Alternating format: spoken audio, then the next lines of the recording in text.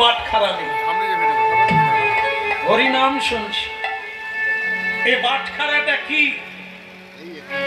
যেই কুলে কেন জন্ম হোক না, কেবল ভকতি মূলে।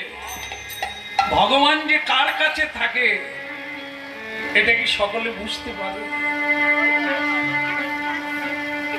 অনেক রাজভোগ দিলাম, ক্ষীর ভোগ দিলাম, ভগবান এলো না, মাছি উড়ছে। আর কারো ছিটে ফোটা একটু ঘি দিয়ে সাদা অন্ন ভগবানকে দিয়েছে, ভগবান তা কেড়ে কেড়ে খাচ্ছে। এটা লীলা আজও চলছে। কার হৃদয় কেমন কে বলতে পারে? ভগবান যে কি চায় কে জানে? ব্রাহ্মণ বলছে,